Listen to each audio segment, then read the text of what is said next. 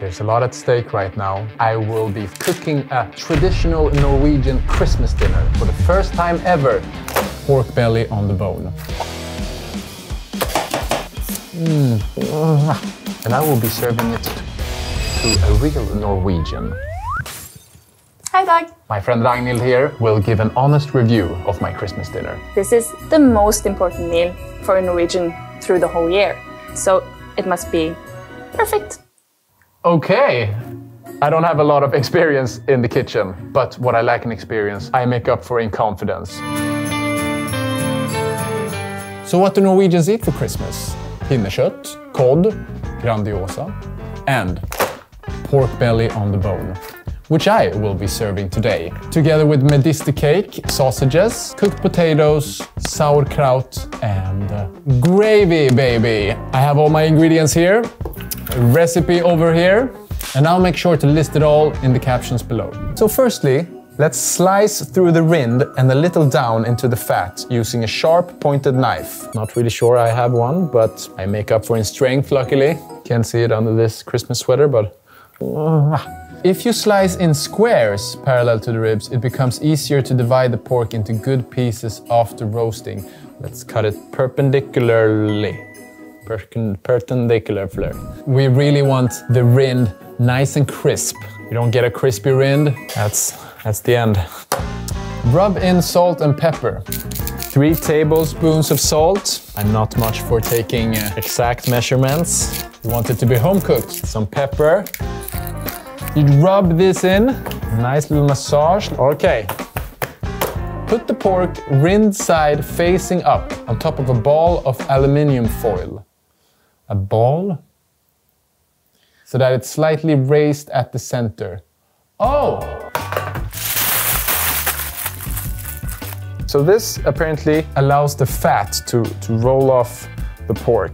You want the angles to be quite even around the pork so it gets evenly cooked. How's it going? I don't know, you tell me, Ragnhild. Well, these squares are a bit big. Like the rind need to be like really crisp, so they need to be smaller. So you can cut one square into 4. Okay, thank you. Oh, there we go. Smaller squares, more crisp. So now we're gonna pour 2 deciliters of water just on the pork. So here we're gonna have a little steaming process. I have preheated the oven, 230 degrees, and inside the pork will puff up and the rind will crack beautifully.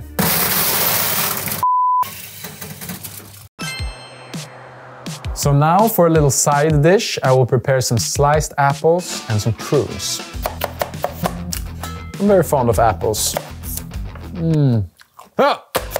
In a pan, cook apples and prunes in 2 tablespoons of honey and 3 tablespoons butter on medium heat until apples are golden. Let's cook some potatoes. For that, I need another casserole.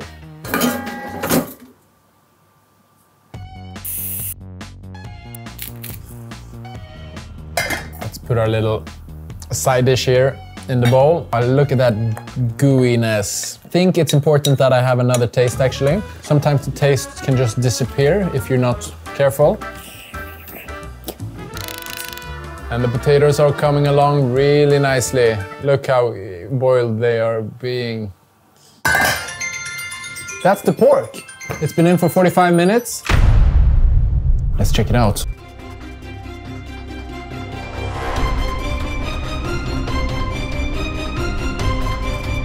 This is the most important meal for a Norwegian through the whole year.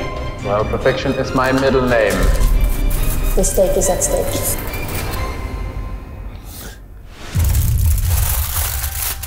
I was hoping for a little golden look.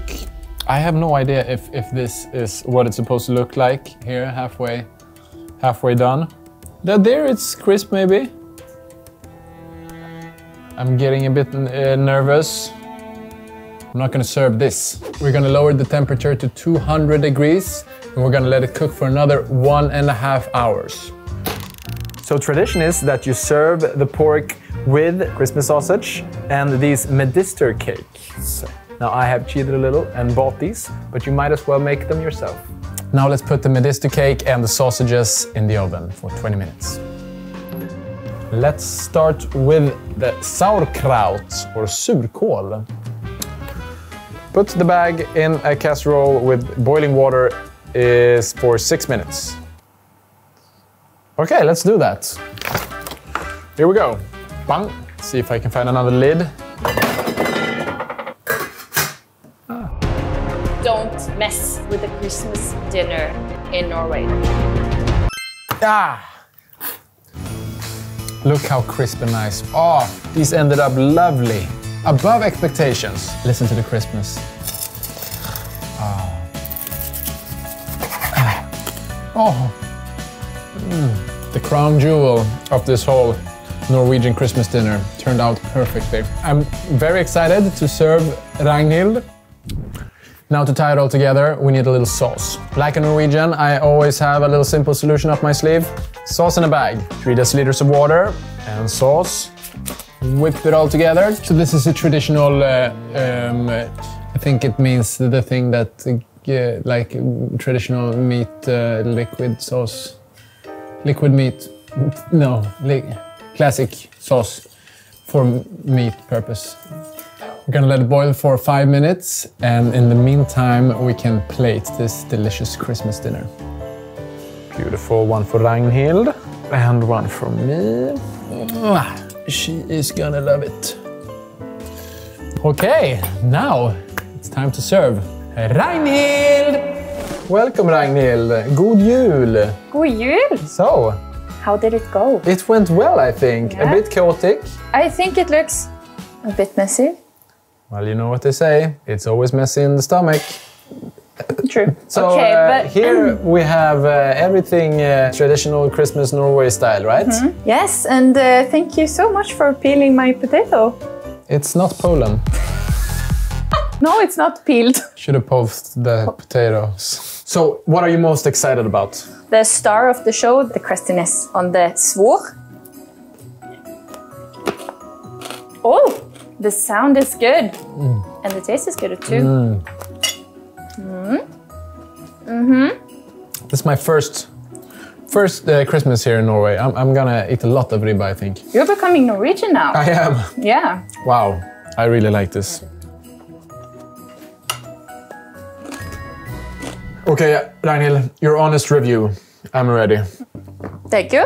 Okay, so the plating, I think you can do better. The potatoes a bit dry, but the apple thing you made, delicious, very good. And most important thing on this plate, the crustiness on the svor, and you nailed it. It was so good. So, total, I give you a 5. You're too kind, Ragnhild. I am. Can I have some more? Please, go ahead. Ladies and gentlemen, it's been a long day cooking traditional Norwegian Christmas dinner. But it ended up all right. And don't forget, you can try the recipe yourself. It's down in the caption. And god jul! God jul! And god jul!